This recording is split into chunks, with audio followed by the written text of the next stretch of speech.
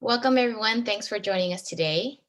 You're joining a program as part of Summer Lee's exhibition Unsettled that runs from April 1st to the 30th. This program is called To See is to Be at a Distance. We'll begin by presenting and introducing you to your presenters. Multimedia artist Summer Mei-Ling Lee contemplates moments. Actually, this is the curatorial statement that we'll start with, and then we'll introduce our presenters. So Summer Lee's exhibition Unsettled is based upon moments of this theory called adjacent possible. And this theory proposes that every individual interaction within an ecosystem has the potential to exponentially increase the diversity of possibilities that follow. Attributes of this matrix of activity may range from notions of chance and expansion to creation and variation. To this end, the state of being unsettled creates openness to the unexpected. Through painting, sculpture, short narrative, and series of performances pulled from Chinese ancestral tradition of bone oracles and bird symbolism, Lee examines,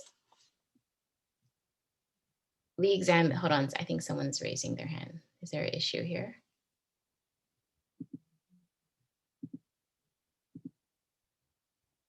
No, okay, we'll continue. Just want to make sure that everyone's able to, okay, thanks Bonnie for clarifying. I'm gonna go ahead and close that back. So we were going over the curatorial statement and explaining a little bit more about how this exhibition Unsettled that showcases Summer Mei-Ling Lee's work. The artist documents her experiences of rescuing birds in eloquent short narratives without giving in to the temptation of providing any definitive conclusions. The lack of closure situates the reader in a space of uncertainty, whilst concurrently situates them as writer, thus imbuing them with agency to navigate through various outcomes. Furthermore, the artwork entails an aspect of simultaneity where variables may coexist without the conventional pressure to land in a single or conclusive narrative. Resisting reconciliation, Lee asks if acting inside the space of uncertainty is a necessary condition for an aesthetic moment. In this vein, what is adjacent possible helps us embrace this historical moment as unknown but liberating. So with that, let's begin introducing our presenters today. We'll begin with Summer. Hi, Summer. Summer Mei-Ling Lee is a multidisciplinary artist based in San Francisco and Chicago who has worked artistically throughout US, Hong Kong, China, and Europe. Lee focuses on projects inspired by sight and situation, creating process-based works in a wide range of sculptural and video media, as well as activism and performance, embracing listening and collaboration. Her work is in the permanent collection of the Berkeley Art Museum Pacific Film Archive, BAMFA, He Shanying Museum in Shenzhen, China, and private collections around the world. Our next presenter is Marina. Marina Pugliese is an art historian and museum specialist. She led a consortium of diverse museums in Milan, having founded 2 of 3 institutions, Museo del Novecento and MUDEC. Pugliese has been awarded scholarships by the Accademia dell'Ince in Rome, the Université in Paris, with the Università di Pavia, and the Getty Conservation Institute. In 2017-18, Pugliese co-curated exhibition Lucio Fontana, Environments, Hangar Bocca, Milan, and was awarded the Best Solo Modern Art Exhibition in the Global Art Awards in New York. In 2018 and 19, she was creative director of Feature Humans Video Archive at Burgoyne Institute in Los Angeles. She teaches at California College of the Arts here in San Francisco, and since July 2020 is the head of public art for the city of Milan. Last but not least, we have JiaJing, our medium for today. JiaJing Liu is a writer and translator in Chinese, French, and English living in San Francisco. She has reported on China's social and economic developments for the French daily, Libération. Her art criticism has appeared in Leap, the art newspaper, Civil, among others. As communications manager of Our Citizen, she contributed to the exhibition Sophie Cal Missing and Ryoji Ikeda's A 4-channel version. And with that, we'll let the presenters take it away. And I think we're beginning with a question with Marina. I was going to explain a little bit of the format for today's conversation. mostly because we're coming out of Zoom fatigue. And I also just have a perennial fatigue for artist talks. And for those of you who know me, and thanks for coming today, my friends, that I don't like to talk about my work in the ways that are often expected. So, however, I have two good friends of mine here today, and we decided to do something new. And part of it is it dovetails off of the idea for the exhibition, which is unsettled, and that to think about this time of that we are unsettled, but that also could be the beauty of the aesthetic moment. So to destabilize what kind of normally typically happens in these presentations, I invited JiaJing to be our medium, so that as we're answering questions or asking questions, we're not looking so much to Marina and myself for the answers, but to a third source, in this case, Kau Chim sticks that are used in temples in Asia, and the tarot deck. And so just a couple of thoughts about this that for me, it really has something to do with how I envision art as a space for opening up private mystery. And that in art, as in life, we prepare for certain guests in life, and yet the guests who show are not the ones that we anticipated. And it can be sometimes devastating, but often beautiful when those moments happen. And then again, the work that is being exhibited this month has something to do about oracles. And Marina has invited me to do a work in Italy that will involve looking for signs.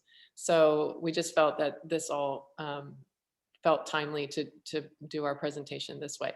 So now I'm actually going to ask JiaJing to explain the medium that we're going to be using as the entity for our conversation. Thank you, Summer. Thank you, Marina, and thank you, Candace, for allowing me to come and participate. So Kau Chim, or Qiutian in Mandarin Chinese, began as a secular oracular practice that evolved into a temple tradition, and it can be found throughout Asia, in China, Japan, Thailand. And this is the set that we're using today. It's a Chinese set.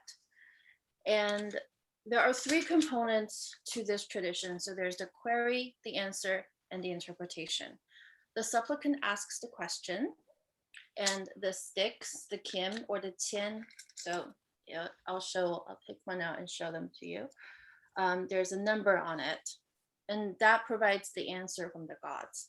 And then the temple attendant will take that number and to find the corresponding oracle, which here we have in this small booklet. And then the interpretation is what the temple attendant tells you, but also it's very open-ended. And in our case, the oracle, they are short 4-line Chinese poems that refer to different situations. They talk about different scenarios. And there's also, helpfully for us, as English translation.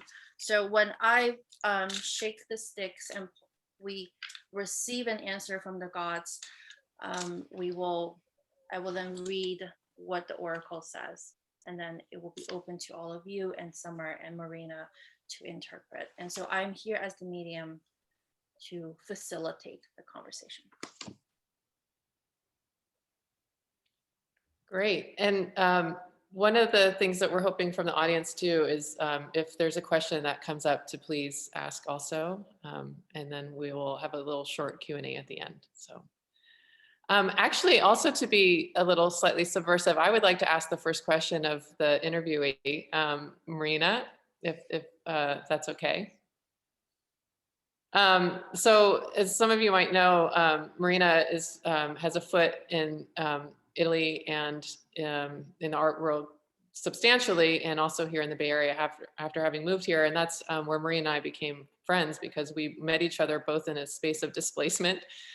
And we both actually, in our friendship, have consulted, a means of, trying to get certainty around our life and our careers. So I really wanted to ask Marina the first question. And the first one is, what are the issues that she sees contemporary artists facing in Europe and Italy in particular, and how has she experienced that as different than art and artists in the Bay Area? And I believe with that question, we'll consult JiaJing for the first reading.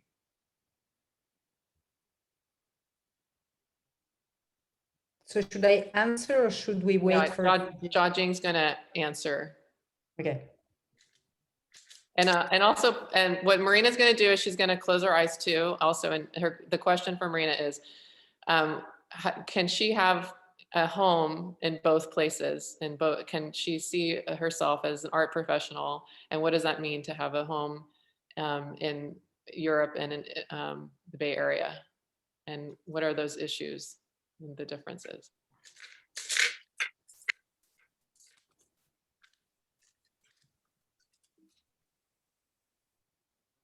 So we have number 27. And number 27 says, I'm going to read the Chinese first, if that's okay, just to Yeah, help please. set the scene. 一谋一用一番书，时到贵人相助力。绿后思前不敢为，如山强力可安居。The English says, a little trouble is your lot, bad health the fates pretend, but don't give up, you're sure to be successful in the end. Changes every 7 years will occur to you. Wow. Thank you. Thank you, JiaJing. Thank you, Summer, and thank you, Candace. Actually, as Summer said, we met 6 years ago. So we're 1 year apart from the big change. And when we met, I had just moved to the US and I was working for the Italian Institute for Culture and decided organizing an exhibition with the Chinese Cultural Center and with Abi Chen. I curated this exhibition, which was like a meeting between two artists, Marta Dell'Angelo and Summer.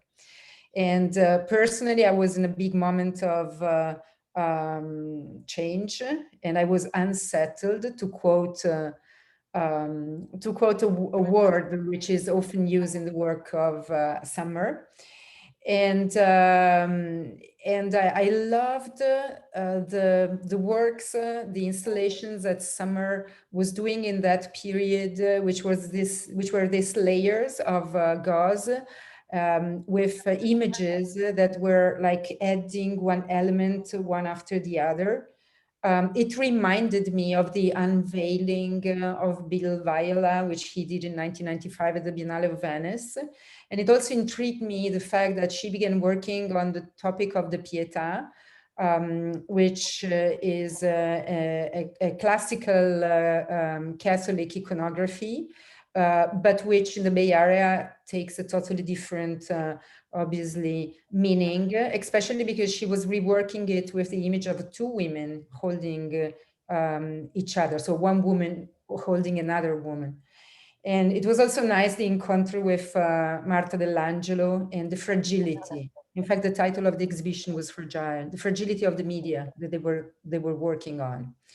And so getting back to our medium, JiaJing, and the reading and the change, I think it's really meaningful, the fact that with Summer we have another project to come, which probably will take place in 1 year, and it has to do with my new job in Milan, which is about public art, and it relates with the body of work which she is now showing at re.riddle, in which it's like a small sanctuary for the birds made out of live trees and bushes.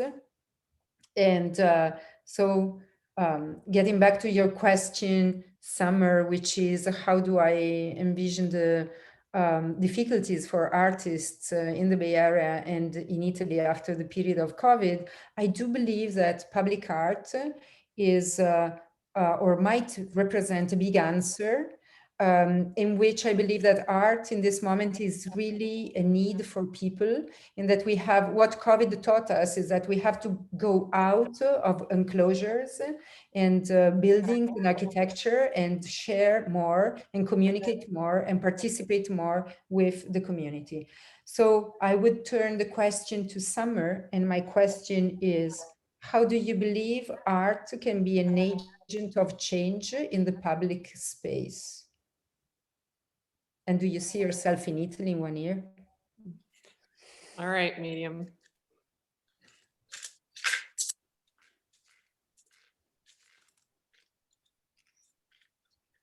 So we have number 35. And it says,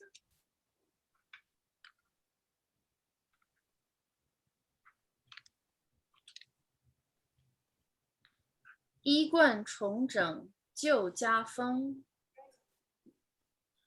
渺却当涂尽祭次，道士无穷却有功，三人若异在何同？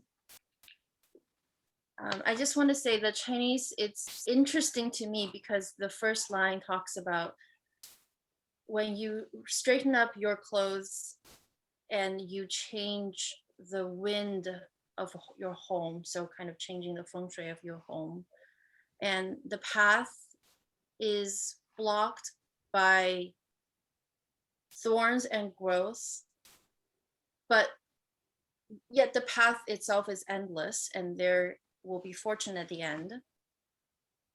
And the last line I like a lot. It's, if there are 3 people to talk about it, then it will help you. So let's see what the English translation says. You're apt to be too careless towards habits loose you are bent. They'll never bring you happiness nor any great content. You will soon have a pleasant adventure. Well, I kind of am getting misty. Well, it looks like I'll be going to Italy. Thank you. And I'm a little overwhelmed. I think that I couldn't do better than the medium statement there.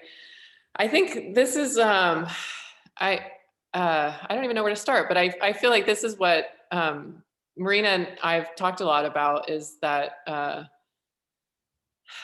that the idea that things shift and that's where art does its best work. And I feel with the idea of public art, anyway, it just sort of, it does presents what's otherwise. And I think that's what this exhibition's about. And what, I'm sorry, I'm still tripping on that reading. Sorry, JiaJing. And I'm still tripping on Marina's first reading, which was really spot on also. But what I also really appreciate about the mediums and a lot of these temple readings I've gotten is like there's always a struggle or challenge. And I don't know if that's particular, like the Chinese culture like really embraces suffering in that way, but it's always like, it's gonna be hard, there's thorns, it's gonna suck, but then it's okay. And the path is long. And I had so many images coming to me when you were reading JiaJing, but the one that came to me, and why I love working in Europe, is that there's just this long history, this long tradition of work, and you feel so small in front of it. And even the idea of public art, the churches there, the cathedrals, the artwork that is like, that you walk in and have a mind-blowing experience with a painting that's been sitting there for over 1,000 years. That to me is like public art at its best. And so anyway, I'm super overwhelmed right now. So I'm gonna go to my question now.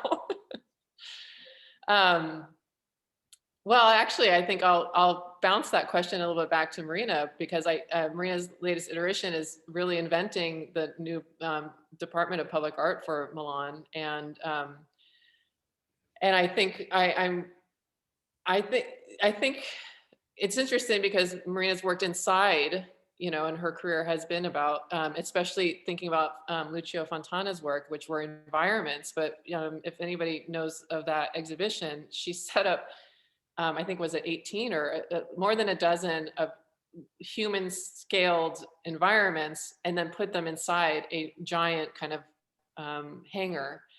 And so then so what is the difference of that space and then going into like the public art? And I wonder if there is a difference in that or not. And yeah, okay, let's do it. Yeah. You can also just let me know that if you want it to be a conversation, because the oracle might not need to intervene. No, I think the oracle is the most, has been nailing it so far. So again, this is better than I hoped for. I really think the oracle's doing the best job. Thank you.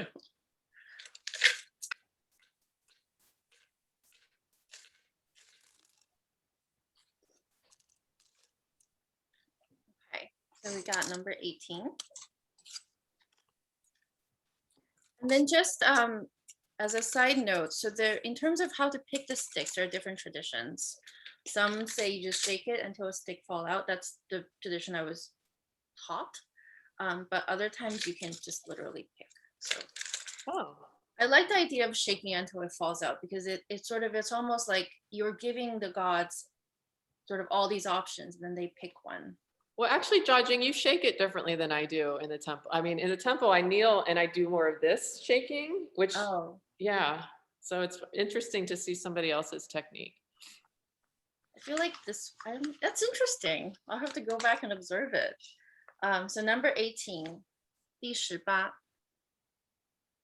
今岛西坠陆东兔东升，僧道得之无不利，只管他乡外客寻，土农工商各图新。 The Chinese poem, it talks about a golden island falls on the west and a rabbit rises in the east. The monk on his path learns of bad news. Going to other lands, a guest is searching for himself. The soldier, the farmer, and the merchant each have their own interests in mind. And the English oracle says, you have a wish, an ardent hope, but you most highly prized, the fates decree your luck is good, it will soon be realized. A sudden acquaintance which will be to your pleasure and benefit. I think I will go through the recording more than once. Think about this. Yeah, because it's true, like on a personal level, I'm also on the verge of taking a decision, which has to do with the question that Summer posed me about the difference in working in museums and on public art. And I'll have to take a decision, because basically I have to decide whether I'll go back to museums or I will stay focused on public art. And I have to say that with my public art appointment, I felt a huge liberation from the building itself.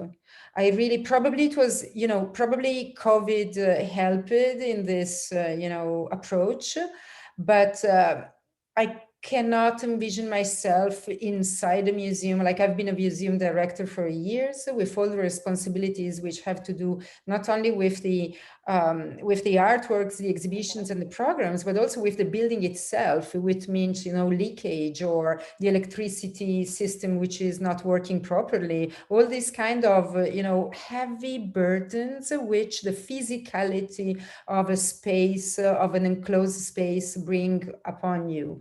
And so with this new appointment about public art, I felt like a huge liberation, because it's all about, it's all about space. And this doesn't mean that there are not like, contingent problems and issues when it comes to realizing and projecting an artwork, but it's different, it's open, and it's always a different story. It's not always the same one, because basically when you work in a museum, yes, it's different story, but the context is always the same. Instead, when you work in the city and in the public realm of the city, the context is always a different one. And I do have to make a decision, because as a woman, I have to focus specifically on my target, and I have to decide whether I stay on public art or I'll go back on museums. So again, I will listen to this oracle again and again to help me taking this decision, which I have not taken yet. I was thinking about the audience for both, as for somebody who has to think about audience sometimes, that they're quite different. The audience that would go inside a museum or a gallery, and then the one that happens in a public space. And also the processes that lead up to both are quite almost radically different, because the public art has to pass through a governmental and kind of a consensus thing, and it changes the outcome. And, gallery work and exhibitions, they go through a process also, a vetting one, but I don't know, I'm really thinking about how that changes perhaps your earlier question, Marina, about how can they operate as agents of change, or what's their power. And it's funny, it's something I take for granted as an artist, because I make for whatever the site calls for. And some of my sites have not even been located in spaces at all. They're in the film, or a documentary film kind of thing. But yeah. Yeah, no, you're totally right. Public art is much more complex, because the audience is unexpected, to use a word that you like, which means can be whoever. And while the world of contemporary art, especially more than the world of art in general, especially in a country like Italy, where art is all over into, churches and so on. So people are used to meet art on a daily basis, but with contemporary art, this doesn't happen, because people who visit museums and galleries are generally, very specific kind of public. So with public art, you have to be prepared to talk many different languages in a metaphorical sense, and to expect the unexpected, to talk to the to any possible different configuration of people and culture, and to be at the same time delicate, but also questioning things, because we don't have to forget that art has also this leverage power of pose big questions, which don't necessarily need to have answers written in stones. And here I'm talking about the a-monumental or anti-monumental, in which I believe your works fits beautifully, because your quest for non-definitive conclusions and the mediums you use and your attitude towards art really, speaks volumes in the idea that I have of public art. So my question to you is, where do you envision your art will be in 1 century? And if we will be able to build this small chapel for birds and people, how do you envision it to be in 1 century from now? Okay, medium. And I'm gonna guess there's gonna be challenges, but it's gonna be okay. You're cheating. I see a pattern.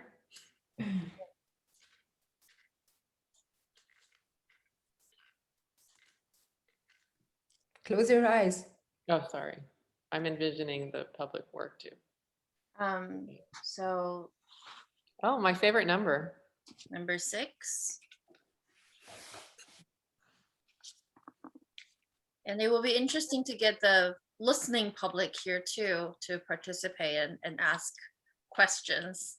I'm very curious as to what this oracular sphere is inspiring in everyone else. So number 6. 头身檐下同鸟居，识得银谋谁可得？须是还他大丈夫，通行天地此人无。Throwing yourself off of a cliff where the bronze bird lives, finding a strategy and a new idea, and yet have to return to him what he has given you. A clear path through sky and earth, and yet this person cannot be found. Holy. The So, fates have given you talent. They've also given you skill. These gifts will bring success in life if you do not use them ill. The next favor you wish for will be granted. I am speechless. Did I- it talk? it had a bird in there. Yeah, a bronze bird, right? Did I understand properly? So bronze is the material of classical sculpture, and here we're like, you know, turning upside down the tradition of sculpture, doing a work which is made of live trees, and so it's unbelievable. And the bird. So I feel like we kind of skipped over this work because we're all tripping about it, but I didn't explain what.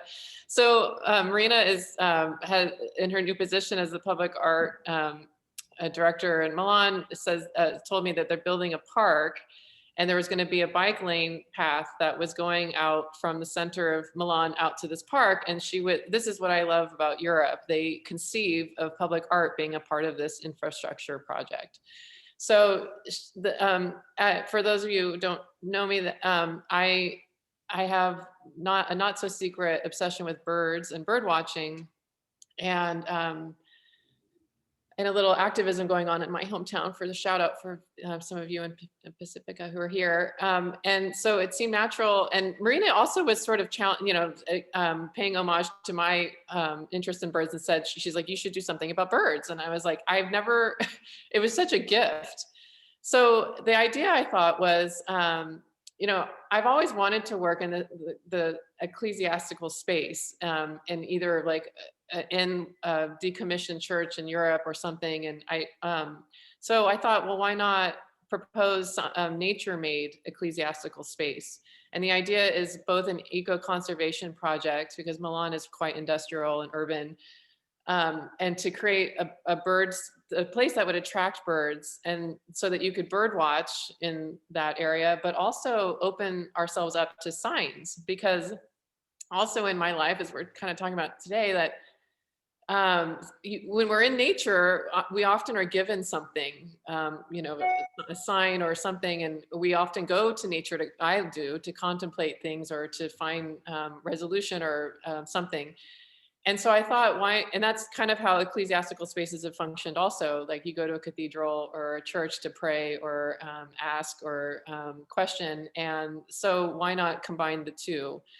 So Marina, though, kindly was like, Summer, we have cathedrals, we need another one, like a hole in our head. So I reconsidered building the structure of trees into one that was more of a nest-like one, based off one of my favorite bird watching spots, actually in the Midwest, which functions as a haven of really rare and beautiful migration in a very unlikely place. And you feel very enveloped in this kind of natural space, and you sit there and you make friends. I've had communion with people, like I now have best friend soulmates that I've made from bird watching in that space, because you spend hours in silence, and then you share these moments where an improbable bird shows up, and you then reflect and tell stories about the birds and whatever. So it really does function like a place of worship. And so we're hoping that this, it sounds like the Oracle says we'll have success in this, but so that to propose this space where it's nature, a public artwork that is really nature, that hopefully And my other public art things, like the consideration is that you have to think of like longevity and think of like the use, and I also, and the service to those who are going to see it, because my other public artwork in Chinatown, the people who are going to have to live with it are the ones who, you know, I really wanted their permission, not because I don't live in Chinatown. So it's a sensitive thing. And I wanted to have the lightest footprint possible. And so in this case, I really feel like nature is the gift that could be for the people of Milan, and birds, because birds have been ostensibly there longer than humans and need to come back and have their space also. So anyway, the current shape is sort of nest-like, but I'm still working on it and hope, you know, and again, it's a process. Public art goes through many hands, and if 10% of my idea gets translated in the end, it'll be a great success. I don't remember the exact question about that, but that's, yeah. How do you envision it in 100 years? Oh, well, you know, thanks, you know, my fellow Pacific and environmental activists who are here today, like, I think we're really concerned about the fate of our planet. And I really hope that those plants are sort of a moniker of hope, that like, let's hope that these live, and let's hope that we can, you know, have a space of nature that thrives and will be there in 100 years. And Milan is a polluted place. It's a gorgeous, beautiful place, but it's I think the most polluted place in Italy. Yeah. And it's also has that paradox where on a clear day in Milan, you can see the Alps. And Marina has told me it's very rare. And I think I've been there a handful of times and maybe once seen that. So I you know, I don't like to congeal myself enough to hope that my art, because I'd love to make space for other artists to come and more art to come. But for this is about nature. So I would hope that that would exist then. Wonderful. Thank you, Summer. Okay, so Candace, do you want to go to questions from the audience? Yeah, thanks. This is a good time to take some questions from the audience and involve them in this wonderful process. Great question from Duke Yang. How does the supernatural relate to your work? And it can be both, again, to Summer and to Marina. Yeah. Want to answer it? Do you want me to? It's a tough one, because I wonder if the oracle will say something that's, the medium will say something that because you know what, I would like to ask the medium, because my impulse is to say something congealing and stable. And I think I'd like to open it to something that knows better than I. So JiaJing. Audience says more oracle, Okay, please. Yeah. I just shake. That's all I do. You're doing a great job. I just shake things. You're a beautiful translator, JiaJing. Thank you. Oh, yes, and I want to say, I didn't. The translations they're spontaneous. So the booklet doesn't provide a full translation of the poems, and so I'm just no, they're really quite pulling from the air as we go, I guess. Yeah. So this is number 56. Oh, a high one, yeah.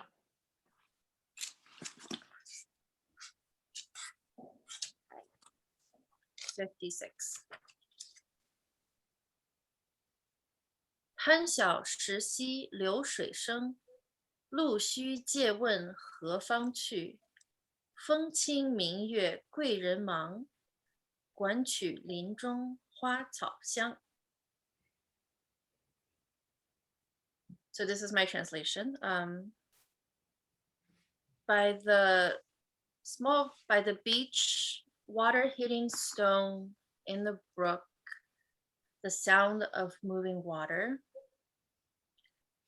Must ask direction to know where to go. The wind and a clear moon. The important person is very busy. Taking care to walk in the forest, to walk in the woods where flowers and grass are fragrant. And this is what the booklet's English translate, the English fortune says. Some friends you thought were true, your actions criticize and try to make you enemies. But your loved ones are too wise. You will soon discover friends from foes. The English is radically different. It's funny. It's like, I think they interpreted all of the, so the Chinese, it's a little story that can be interpreted, and I think the English is an interpretation of that. Yeah, because what I got from the Chinese in that was that there's another force, and humans are not tuned in because to it. Yeah. I have to say that I mean, here I'm biased, so I relate more to the Chinese reading than to the English translation. And in that, I loved when it said the important person is very busy, which is that we all are too focused, or at least myself for sure, too focused on my, life, career and stuff to think about the supernatural, which is incredibly silly because sooner or later I have, to think about it in a more deep way. And, but I believe that our focus on nature and so the question is, how do we relate to the supernatural? I have to say that one of the works of art that um, moved me the most is a secular chapel, which was made by an artist, Ettore Spalletti, in Paris at Hôpital Poincaré, in which he built a space for people who passed away and had no religion, or at least they did not know which religion these people had. And so he made like a neutral space to welcome and embed and protect the pain and the thoughts of the relatives. And so this is also my wish for Summer's work. I love the idea that it's like a secular chapel, but it's not really secular because it can be really instead religious, but open to anyone. Okay, thank you.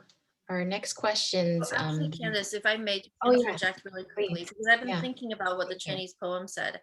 And to me, what I really love is, I think the important person is busy, but also the last line, which is 管取林中花草香. So it's talking about a forest and it's talking about flowers and grass. And to me, that response seems to be just step outside. There's a path, just step outside and see what's there. It's the aesthetic moment. It truly is. That's what the aesthetic moment does. Yeah, and I feel like almost the supernatural in that question is going to be the analogy for this, what art does. Anyway, that. Yeah. Okay, Candace. So the next question, it's from two different people, but it has some similarities. So I think we can bridge the two. Nathan asks, I'm curious about the ways in which you feel or have the courage to belong and connect to these traditions and practices, senses of capacity, possibility to participate in these rituals and beliefs. And Swami asks, is there a ritual that you do to invite the unexpected into your artwork? So they both kind of have a similar vein in terms of thinking about what you might do to prepare or how you allow specifically the practice of participation and allowing the supernatural into your work. By dint of the fact that we're going to have JiaJing answer that, I think answers those questions. But yeah.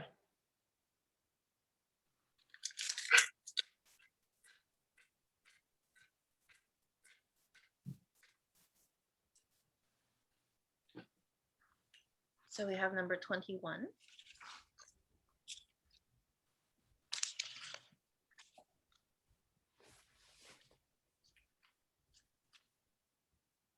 So I'm not answering. I'm just shaking. You're the medium. Yes. I'm sorry. Like, JiaJing's divining it. Yeah. 21阴阳道合总由天，但见龙蛇相会合。女嫁男婚，喜为然。熊熊入梦，喜团团。The bright, whether a bright or a darkened path is up to the heavens, but sees the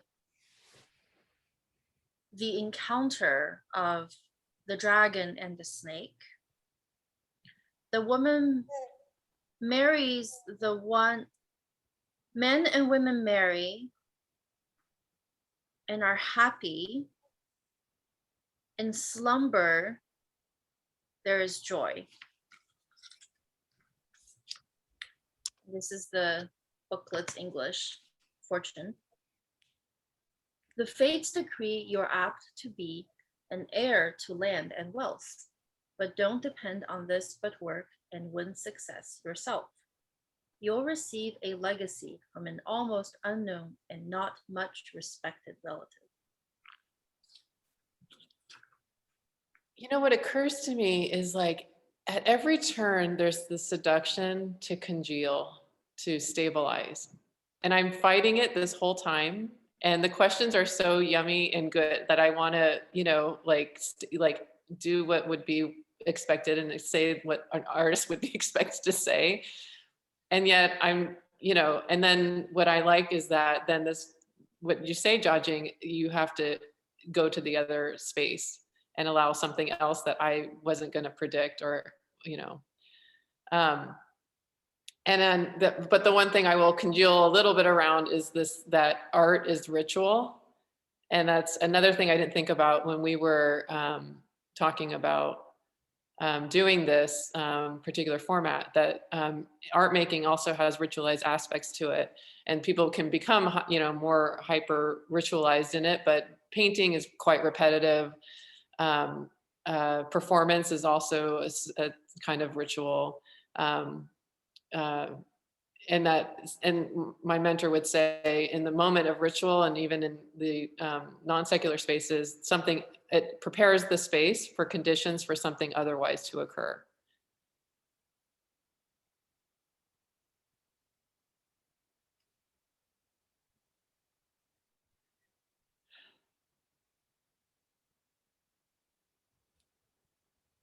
Okay. Did Marina want to address it too, or should we go to the next question? I loved that moment of silence. And so I was totally giving space. Yeah, let's make a last question to Summer. What do you believe will be your next step in your art practice? All right, JiaJing. And I did see a shout out. Candace, do you want it? Were you going to show some images, or I don't want to withhold from anybody who was hoping to see more art images. Okay. So I'm directing Bonnie to the website, but we can always set up something. All right, thanks, Candace. Okay, JiaJing, what was the question? What will be your next step? Next steps. It's going to be challenging and hard, but it's going to be okay. That's what the Chinese always say. We have 56. Was that the, we had 56 before? I think so. Oh, so it's the oracles are getting a little like, okay, we've given you what you need to know. Remind us though, which one was 56 was? All right, so 56. I'll read it in Chinese again. 贪小石溪流水声，路须借问何方去？风清明月贵人忙，管取林中花草香。So this is the one that we had earlier, where it's, I'll just translate. So there's the sound of flowing water. You must ask for directions. The clear wind, the bright moon, the important person is busy. And in the woods, there is fragrant flowers and grass. So I'll read the English one again. Some friends thought you were true, your actions criticize. Some friends you thought were true, your actions criticize, and they try to make you enemies. But your loved ones are too wise. You will soon discover friends from foes. I'm still amazed that what are the odds that we'd have the same stick? So again, well, thank you, Oracle. I think that's a great answer to my next steps. And I like that it focuses on my community. And I've said in other places, but God has loved me well through certain people. And I know a lot of those people are in the audience today. And I think I don't know how, I don't know how to answer better than the Oracle about my art, where the next steps are, because I do feel it's equally as up, just like what we're sort of practicing today. I've always felt my career part has always been up to chance. And there have been many moments, and Candace always, anyway, that I feel like, oh, my career is going to be over because the pandemic or something, or having kids, or at one point, Abby took a sabbatical and was maybe never going to come back to art. And then something happens that Candace calls me and said she's getting back into representing artists. Or Marina says, I have this public art opportunity at the end of the pandemic. And so I will keep consulting the fates, I guess, because so much of it is out of my control that I don't know what the next steps will be. And I just show up and try to serve to the opportunities that are given to me. Yeah. Well, isn't that some of the works that are on the website and that you are exhibiting in this moment are like horizons? I don't remember exactly the title. I tried to check. What's the title again? Yeah, I think I called them horizons. They're either into the nearness of distance, is what I almost call almost all my work, or the horizons. So I think. Well, thank you. Yeah, I think that's beautiful. That's why you're an art historian.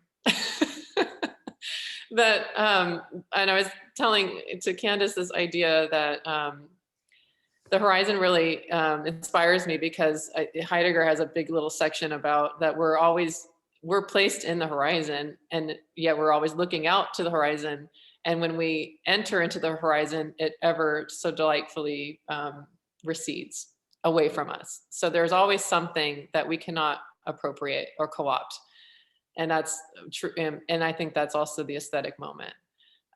So that, I think that's the same way I kind of see my, what's going to happen with art. I'm situated in the horizon of art, and I'm looking out at a possible future, and it ever recedes.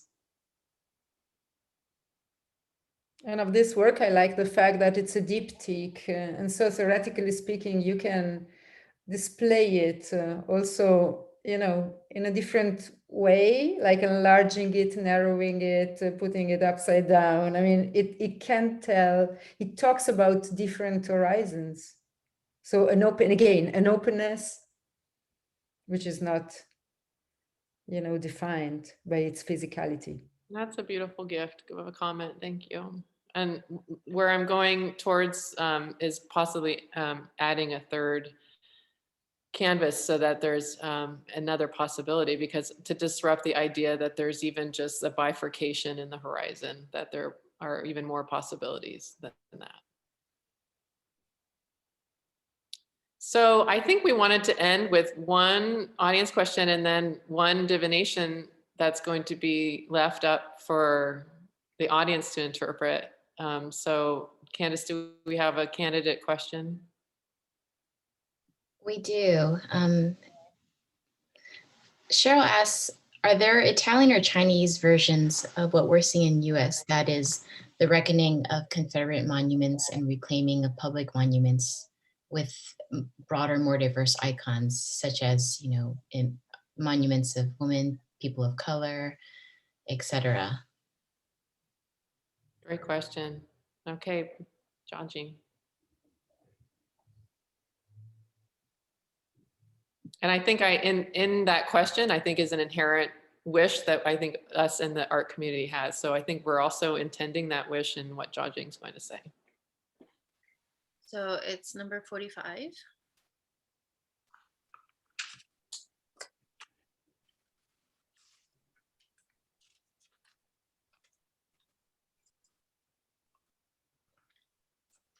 温柔自古胜刚强，若是有人占此卦，积善之门大吉昌，宛如正可遇穷将。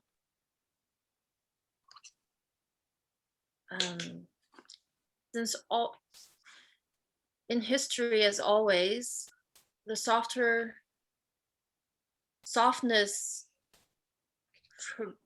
prevails. No, softness prevails over force. For who draws this prediction, this message.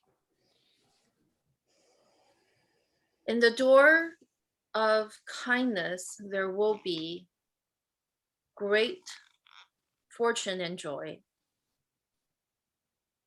As if for those who are thirsty and meets the heavenly nectar. So the English fortune, number 45. If your business be in metal, you will always be well heeled. If it's mining or in trade, the fates have not revealed. A dark person is jealous of you. I am speechless again because it talked about, again, the Chinese version. I always relate more with the original, let's say. Talks about history and softness over force. So answering to that question, Europe has a different history, and Italy specifically has a different history than the American one, and a different relationship towards history, which was very well stressed by Summer at the beginning. Still, I do believe that we have to reconsider the concept of monumentality in a new way and in a more welcoming and opening way. And but I believe that softness will win over force. I don't like, you know, the cancel culture the way it is, in which reminds me of censorship and of things we have seen, you know, in the Nazi period that we don't want to see ever again. I prefer problematizing things and adding layer and producing new artworks with different approaches, like Summer's one. That's nice.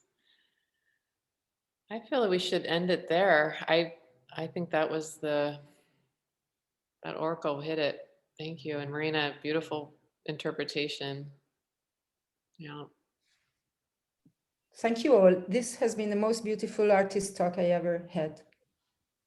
I'm trying not to be emotional because I honestly did not think we were. I thought it, you know, that the readings, you don't know what to expect. And I was calling my friend Laura before this, saying like, the uncertainty that we were inviting was actually quite uncomfortable for me. And then, but what happens is the gift that is given was way better than I think if we had conceived of this as in a more stable, predictable way. So I'm so grateful that you three were, helping conceive of this and open to it and participating and bringing your gifts. And Yeah, thank you. I feel like this is the best of what art can do, I think. So thank you. Thank you. Thank you so much. How apropos to your exhibition too, Summer, with Unsettled, and having the unexpected be liberating in this way. And for all of us going through these uncertain and unsettling times, that we can look to these oracles that have been, through our ancestries, given us some type of meaning and sense, and a path, a way forward. So thank you. And I really enjoyed it too. And thank you all for joining us. Thank you, JiaJing, for your poetic and beautiful interpretation. And Yes. Summer and Marina, for your insight and for sharing your afternoon with us. Thank Can you I very just say much. one thing? Yes, please. One person in the public who wrote, Peter, said, I love that this artist interview presentation is a work of public art. Beautiful. Thank you, Peter. Thank And thank you to my friends who are here. It's hard to get you to come to these things, and that you came is a huge gift to me. So thank you. Yeah, thank you, everyone. So Thank much you, gratitude. everybody. Thanks, Bye-bye. JiaJing. Thank you, JiaJing. Thank you. Oh, it was my pleasure. Thank you for inviting me to be part of this. Thank you.